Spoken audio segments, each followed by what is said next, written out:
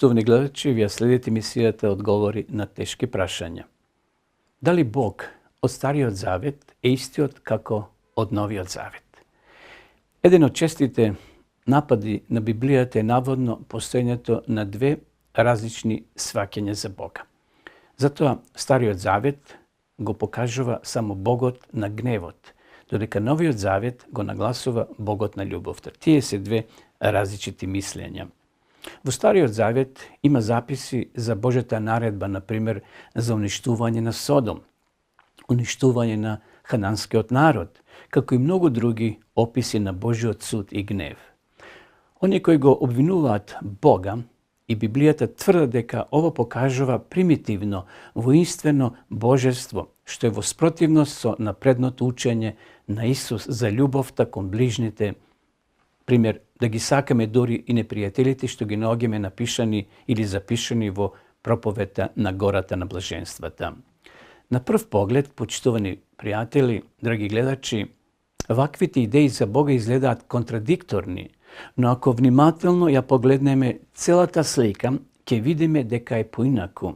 Самиот Исус изјавил дека Стариот Завет може да се сумира во заповета за љубовта, да го сакаш Бога и својот ближен.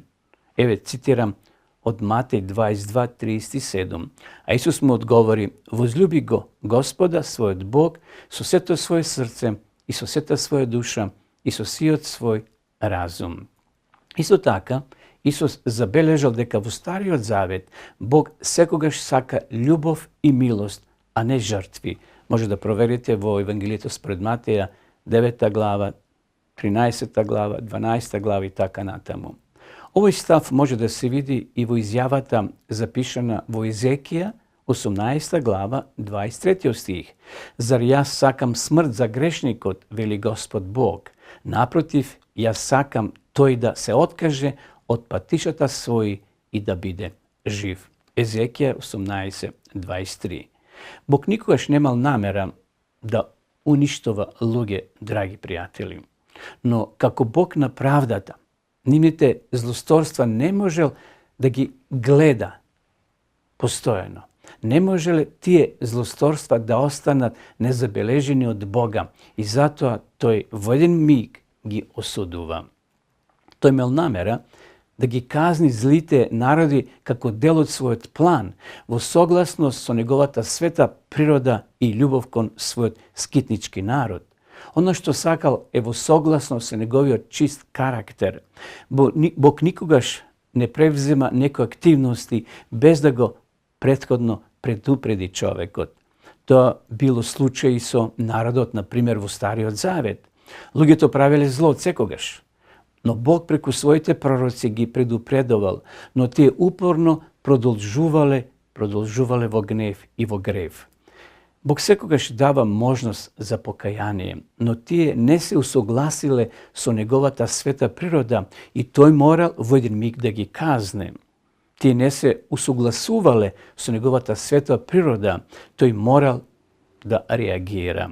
Еве што е запишано во книгата на пророкот Еремија, 18 глава, 31 и 32 стих.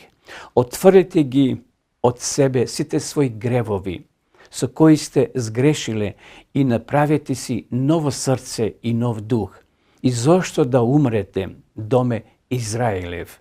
Оти јас не ја сакам смртта, но оној што умрел, вели Господ Бог, но поправете се и живејте. Во случајот, например, со аморејците, Бог им дал стотици години да се покајат, но тие сепак не го направиле тоа. 1 Мојсеева 16:16. Но е му проповедал покаяние на својата генерација цели 120 години, па дури потоа дошол потоп од 1 Мојсеева 6 глава 3 стих. Правилната слика, почитувани гледачи, од Стариот Завет го прикажува Бога како трпелив Бог, Бог пон со љубов кој им дава на тие народи безброј можности да се покаат и да се усогласат со карактерот Божи и со неговите упатства. Само кога тие тврдоглаво одбивале да ги прифатат неговите заповеди, тој ги осудува и казнува за нивните злодела.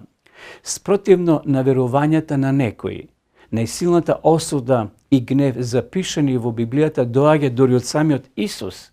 Еве, ќе цитирам во Матеј, 23 глава, тој ги спречува верските водачи, нарекувајќи ги лицемери и лажни учители, и ги информира дека нивната судбина е вечно одвојување од Бога. Додека во Евангелието според Матеја, 10 глава, 34 стих, Исус вели дека целта на неговото доаѓање на земјата е да ги подели луѓето, а не да ги обидени. Еве го текстот. Немојте да мислите дека дојдов да донесам мир на земјата. Не дојдов да донесам мир, туку меч. Во Новиот Завет, почитувани пријатели, наоѓаме и осуда рамномерно распоредени во настани и пораки. Значи, и во Новиот Завет наоѓаме љубов и осуда, рамномерно распоредени во настани пораки, а љубовта и смислата како и осудата на грешниците е запишено како во Стариот, така и во Новиот Завет. Бог е непроменлив во својот карактер, Бог е непроменлив во својата природа, но различни прилики барат манифестирање на различни квалитети. Затоа, кога ги читаме двата завета, како што налага нивната основна цел, тие го откриваат истиот Бог, богат и љубов, богат и полн со милосрдие, но кој нема да дозволи гревот да помине без казна. Почитувани гледачи, ви благодарам на вашето внимание. Се гледаме во наредната емисија со ново прашање. Пријатно!